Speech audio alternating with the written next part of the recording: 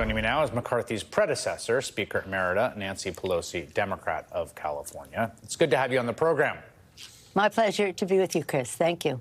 So today was another day, sort of par for the course for this House Republican majority. They lost a floor vote on what's called the rule.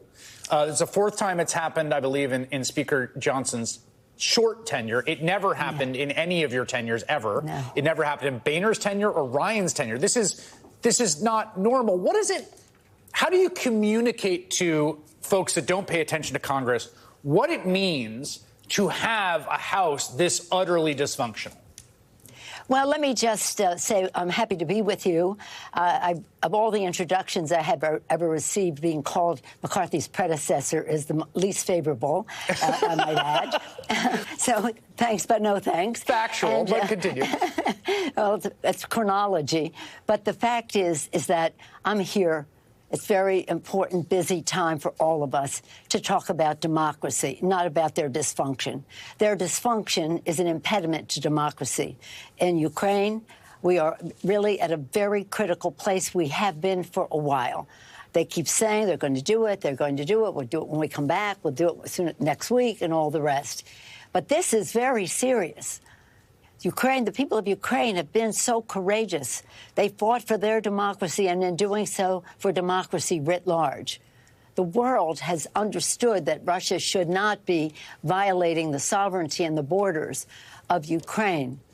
And the Congress of the United States is hung up by a Putin caucus, as their own leadership has said. The chairs of some of their committees have said that the Russian propaganda has overtaken the Republican caucus in the House of Representatives.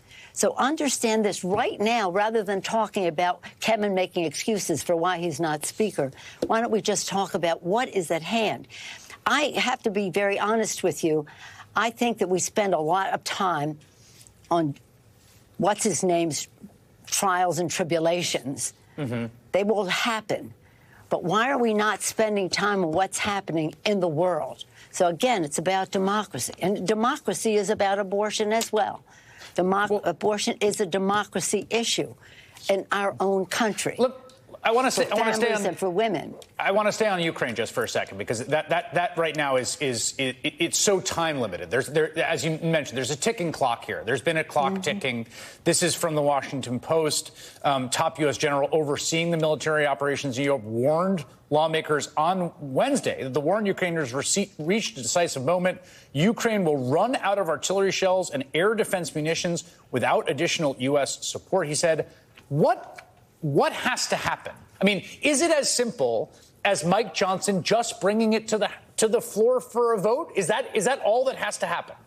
That's all that has to happen. But it's about Donald Trump allowing Mike Johnson to bring it to the floor. And all of this activity about vacating the chair is springing from Donald Trump. Right. So he's a puppeteer, and he doesn't mind shining a light on the strings. So he makes these people look bad.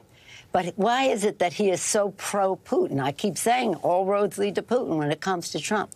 But this is deadly serious in the lives of the people who have lost their lives in the weeks and months that we have just delayed all of this.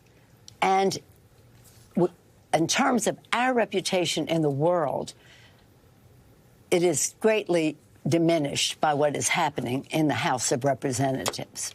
I agree with you that Trump is ultimately the one blocking it. But just in terms of how this might play out or might get to a vote that actually does authorize it, it seems to me that Trump won't change, right? I mean, ultimately, the Speaker of the House, who's the person who, is elected to run the House, he's the one who has to bring it to a vote and just damn the consequences, right? I don't see another option unless I'm missing it. Well, you've described it. I mean, the point is that you can bring a bill under a rule, which means you need a majority to pass the rule and to pass the vote. They obviously can't pass a rule, so you just bring it under a suspension where you need 2/3, and we would win a 2/3 vote. But at the same time, his people are saying, if you do that, we'll vacate the chair and you won't be Speaker. Well, you know what?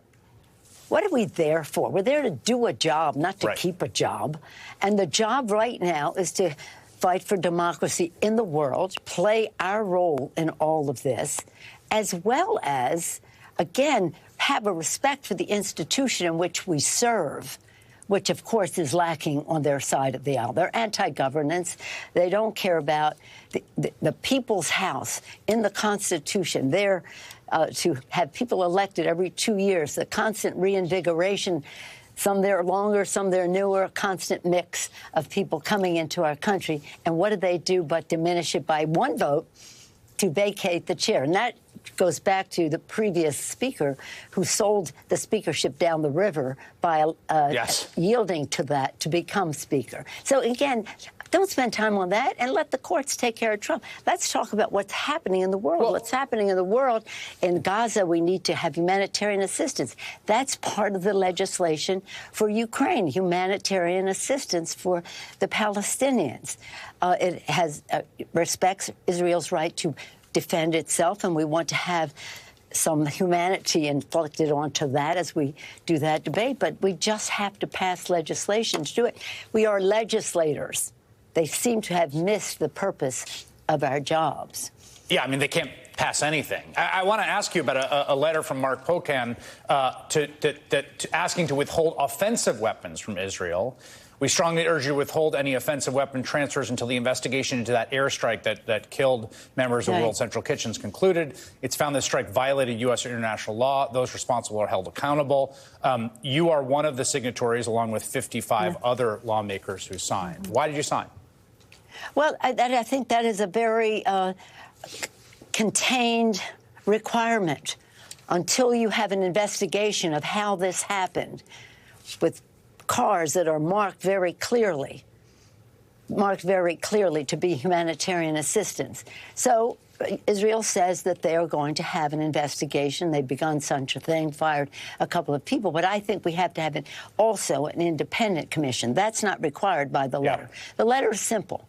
Until you have an investigation, we should withhold. They are having an investigation.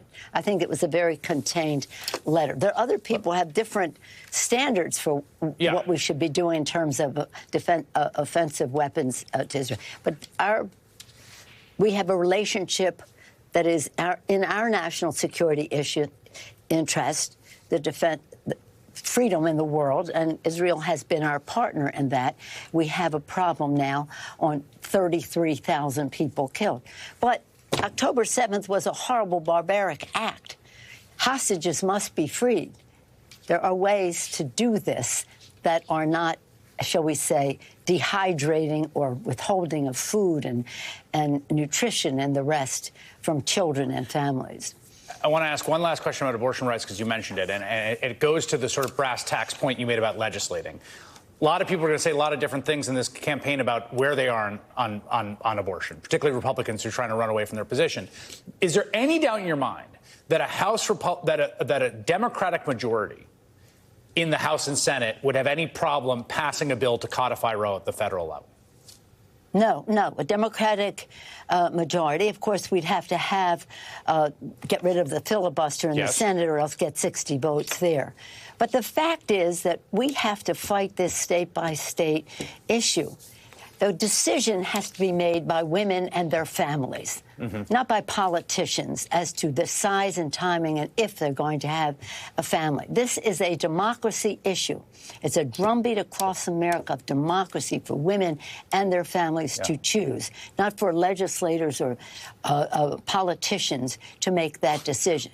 Democracy in Ukraine, democracy in America, democracy in our homes and in our families. And make no mistake, what's-his-name will have a national abortion ban if he becomes president of the United States. Read his eyes if you don't want to read his lips. If it shows up on the desk, I don't see a veto. I agree with you. Speaker Emerita Nancy Pelosi, thank you very much. Appreciate it. Thank you.